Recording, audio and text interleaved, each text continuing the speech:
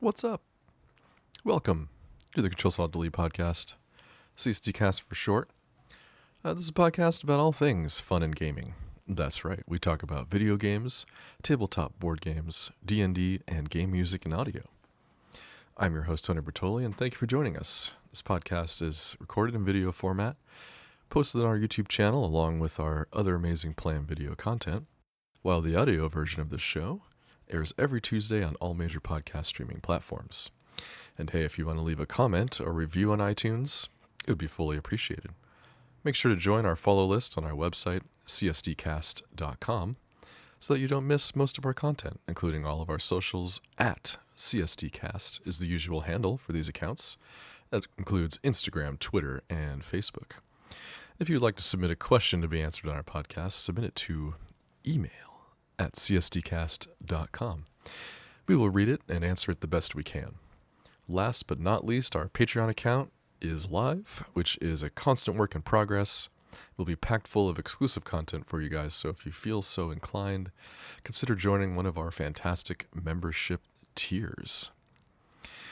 All right, so getting right into it, as you may have noticed, the show has been gone the past week. That was because I was attending GDC up in San Francisco.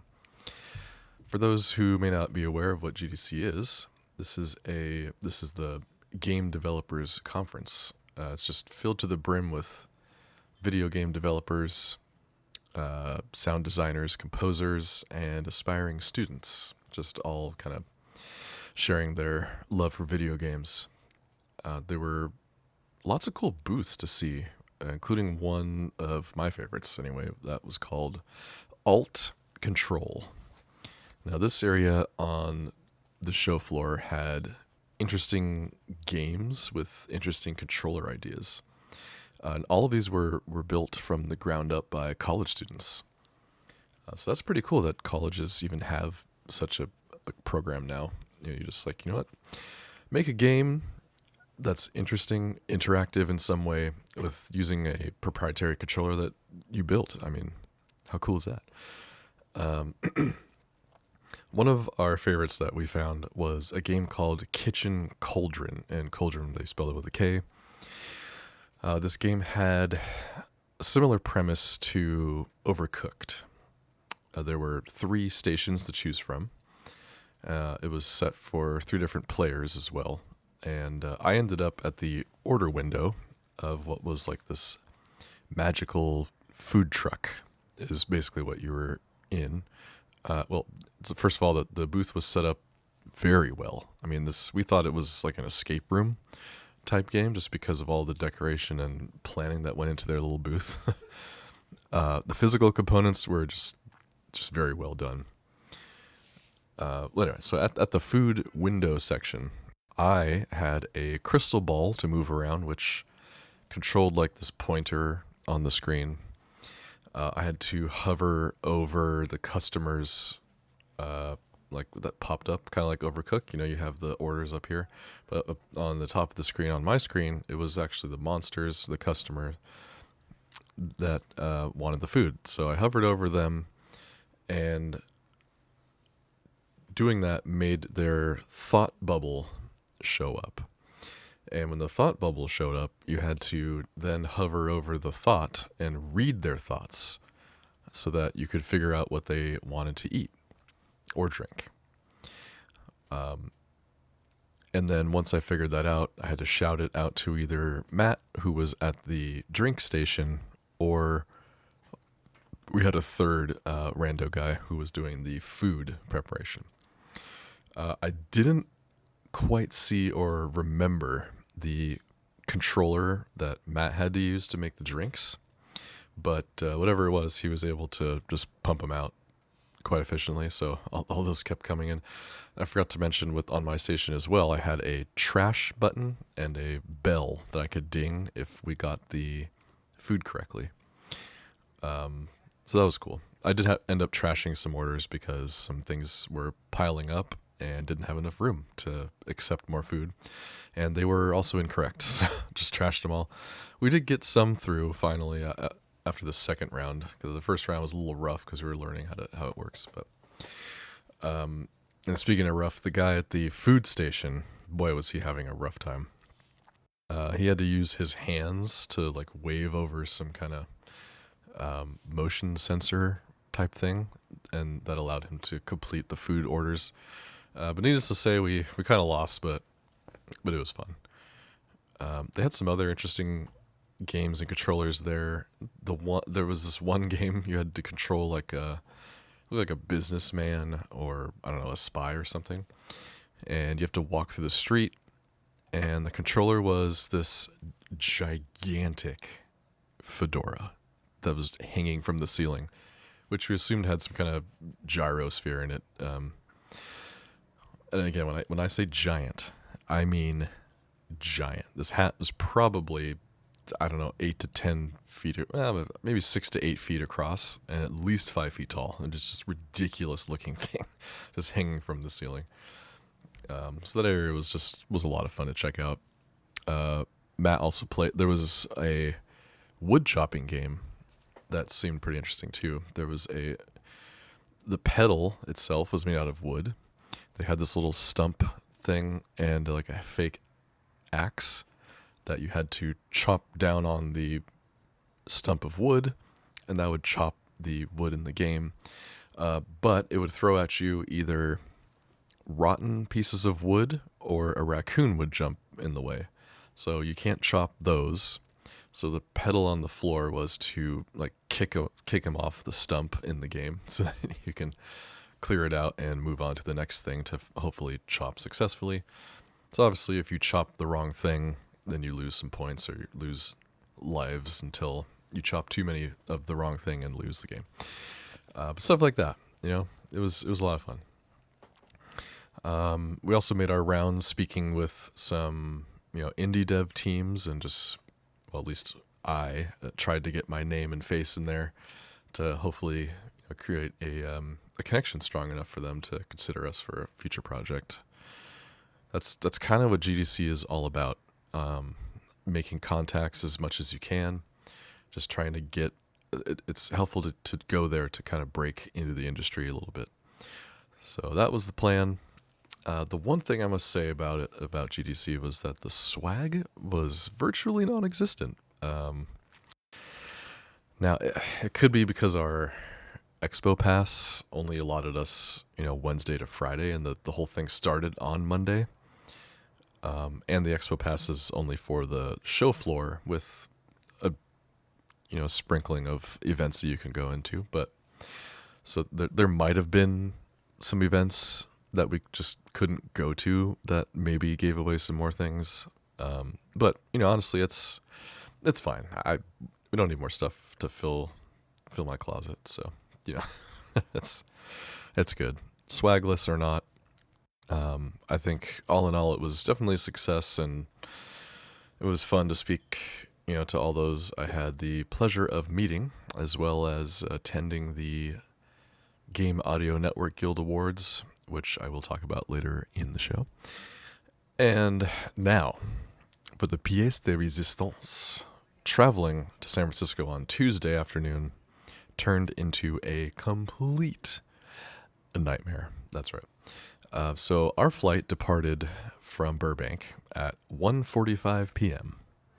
It was a 50-minute flight. That's right, 50 minutes to go from there to San Francisco International Airport. It just so happened that on the time that we arrived, there was a massive, massive storm just right on top of everything. It turned out to actually be a giant cyclone, which I later found out was considered a Category 3 hurricane. So a Category 3 hurricane in San Francisco is absolutely bonkers, first of all.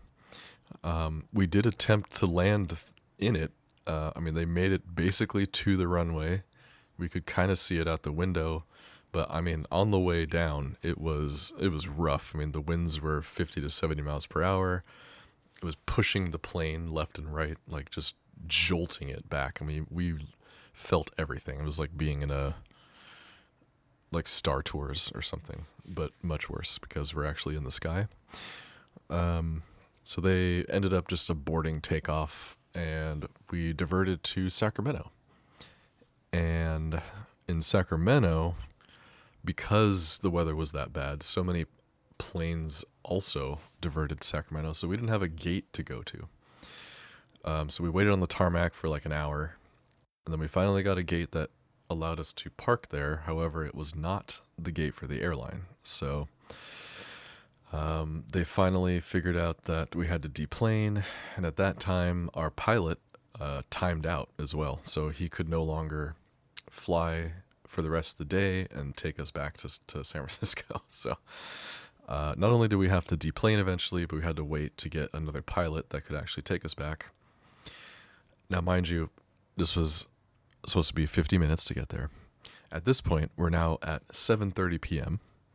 And again, we left at 1:45, so do the math there. By the time we all were able to get on the plane, they had to actually push it from the gate we ended up in all the way to the correct gate. The computer was down, so they had to manually mark everybody that was going to get on this flight back to San Francisco. And there's more why that would be such a huge problem later. But we eventually got in there, got back to San Francisco successfully this time. The weather had let up enough where we just landed with no problems, and we were on our way. By the time we got to the hotel, it was like 11:30, 11:45, and the only thing open was Taco Bell Cantina, so that was our dinner. The cantina is actually pretty nice. I mean, they sell alcohol there. Not that, I mean, it was too late to do any of that, but yeah, it was the best Taco Bell I've ever had because we had dinner at midnight, so that's how that day went. So fast forward, when we coming back, actually 2 days later, we got an email just in the middle of the gang awards that the flight was canceled to come back because we were a no-show on Tuesday. So because they took so long in entering the passengers manually, we were just I think the whole plane was probably marked as a no-show that day because of the computer issue. So luckily we called them and got it all situated, and we're obviously back now. So, but yeah, despite the travel woes, I think I probably would go again. It's just a little expensive, so you really have to save up for it. Like with the flight, the hotel, and the pass itself is not that much, but it's the travel and the lodging and all that. All right. So I rambled on a whole bunch, but GDC was worth talking about. So let's move into the next part, which is this week review.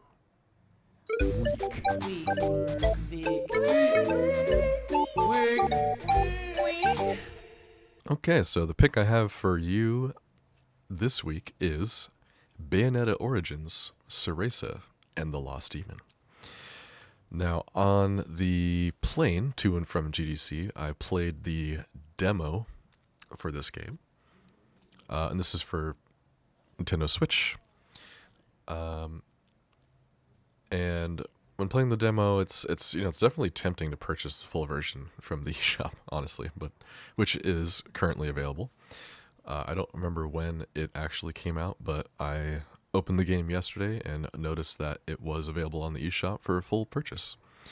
The main premise of this game, if you haven't seen anything about it, it's, as the title suggests, an origin story of the powerful witch we now know as Bayonetta. You play as Cereza, as a young girl starting her Umbra witch training. So once you finally learn how to summon your own demon, that demon that you summon takes the body of your favorite stuffed cat named Cheshire, or Cheshire, like Alice in Wonderland. But yeah, the art style is actually pretty neat. It reminds me of kind of the cell shading days, of Zelda Wind Waker, with a trickling of modernism in there. I would say this game is pretty good. The hard part is that you control Cereza with the left controller. These are Joy-Cons, mind you, so you can do it in handheld or desktop, flip-top mode, whatever, or in the dock. But You control Ceresa with the left controller, Cheshire with the right, and you can summon or hug Cheshire to have him navigate through obstacles that Ceresa cannot, and there's a control button to hug him tight so he turns back into a stuffed animal again, so that you can make your way through obstacles that he can't walk through. There are certain like spike things and plant types that Cheshire is afraid of and doesn't want to touch, so you have to figure out in kind of a puzzly way. It's kind of like a platformer and action adventure game with, there's some puzzles in there, and they're mostly like, okay, so you have to hug him, find like a ledge that you can toss him up on, and then he gets summoned up there and he walks away, so you can clear out some area so that Ceresa can now walk through, and then you can pull him back so that you can now walk through the stuff that he can't, and then summon him back out again. He does all the attacking really in the game, so you're just spamming the attack button. He's just slashing enemies, and then with Ceresa you can walk around and like bind them or freeze them in time. Kind of like using witch time on these things so that they freeze there, and then you can have Cheshire just go on and attack it through. It's fun, I would say. I might end up getting the full version. I'm not sure. I'll let you know. It'll come down to the kind of time and money I have left because GDC was kind of expensive. But we'll probably have a review on our review page. So if you want to check out our review score, it'll be on that reviews page on our website, csdcast.com. So that's it for this week's review. Let's go spelunk in the catacombs.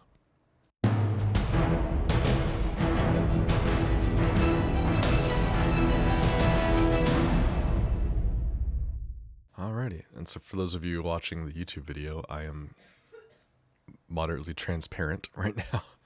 I don't know, the lighting here keeps changing and my green screen is not picking it up well. But anyway, for the audio people, doesn't matter to you. So let's just go into Spelunking the Catacombs. So this segment is all about the world of D&D, and I don't have a whole lot on this time, but I wanted to mention again, Tyranny of Dragons campaign session 1.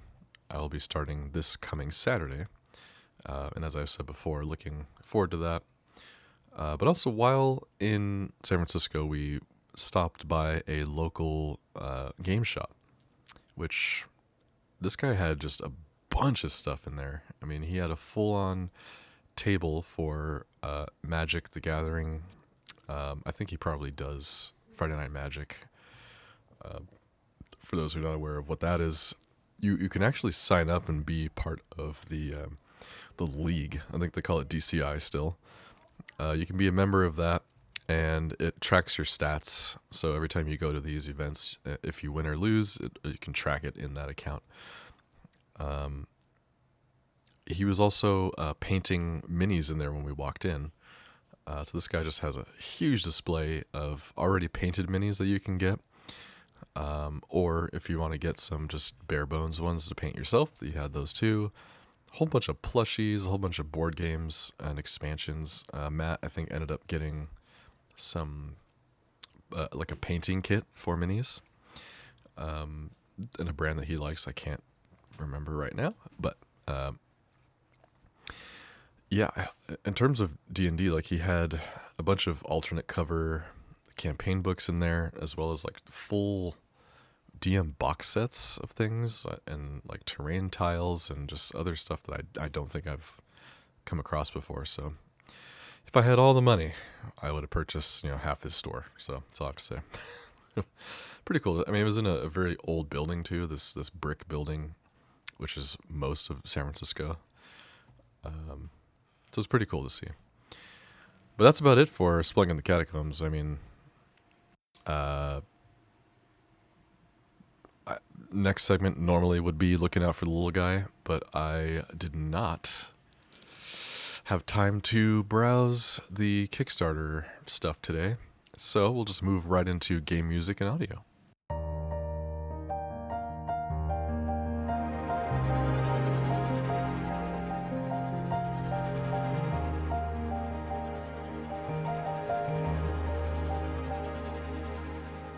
Alrighty, So, this part of the show is where I put my degree in film, TV, and video game composition to some good use, hopefully. I wanted to add a segment where we could talk about game music and audio sound design.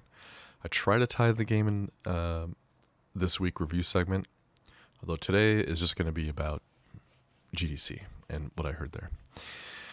The main talking point here is going to be the GANG Awards, or Game Audio Network Guild is what it stands for. So this was an award show that we attended. It was about 2 hours long. So if you've ever seen an award show like the Oscars, this thing was like a speed run, let me tell you. They had like 30, 40 some odd categories, and they got it all done in 2 hours. They limited the speech times to like 1 minute. The one that they let go on for a while was the Lifetime Achievement Award for Paul. I can't remember his last name, but he's basically started Gang and is still on the board of directors now. Seems like a good guy. Kind of really pushed the industry in a good direction. So it seemed much deserved, and it was a nice little speech from him. But anyway, the rest of it was about indie games and AAA titles, and all about their audio and sound design. So surprising to some, maybe, but also maybe not. But God of War Ragnarok won all 14 categories. But actually, one of the 14 they tied with another game. And I can't even remember what it was, because it became almost a joke at that point that if God of War Ragnarok was nominated, it won. So if you saw the picture of it there, it's going to win all of it. Some of those wins included Sound Design of the Year, I believe, and Game Music of the Year. So Bear McCreary, another amazing score. Good job, man. I mean, I wish he was there so I could meet him. He did send his regards and did have some words to say for winning. But yeah, just good job all around on all who worked on God of War. I've followed some people on Twitter for a while. One being Justin E. Bell, who is a great composer and ended up being like the primary director of sound design on Ragnarok. So excellent job to you and your team. It's great to see just basically a complete sweep of one game, just take it all home. Now the indie section for this was also interesting. They also had mobile games in there that I had never heard of or knew existed. Like there's a Jurassic World mobile game that was considered for Music of the Year, which great. I mean, that's amazing. But I over my head, I'd never heard of it. But music sounds great. So, it doesn't matter if it's a mobile game or what. But anyway, the indie section. So, if any of you have heard of the game Moss that came out for PSVR, I forgot when the original game came out, but Moss Book 2 is a recent exclusive PSVR game. That won a couple categories, I believe, including Best Dialogue and Best Music or something for an indie title. I mean, this game is just beautiful in both its story and music, and then just the gameplay itself. I mean, it looks great. And if you're not sure what it is, I'm sure there are many videos on it, as you can see what the game is like. The dialogue itself, I mean, they kept praising the performance of the voice actor. She does like everything. She's the narrator, so she does all the voices, all the characters, and narrates the story as the game progresses. So much deserved there. They called it a really moving performance, and I believe that it most certainly is. The soundtrack is also live, on streaming platforms, which I, of course, just instantly added to my ever-growing video game soundtrack playlist. But yeah, just some great stuff. So if you want to check out some of the nominees and winners, just look up Gang Awards. That's GANG, or Game Audio Network Guild Awards. They'll have the winners and nominees up for this year momentarily. I think everybody's still settling from the GDC week, so they haven't updated their site yet, but it'll be up there. All right. That's kind of all I have for this week, so let's get into the closing section.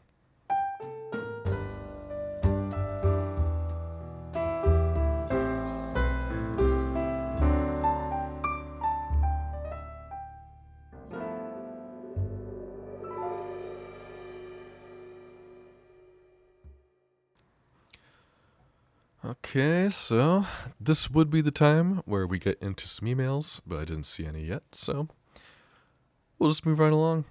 And thank you to everybody listening to the Ctrl podcast. I've been your host, Tony Brattoli.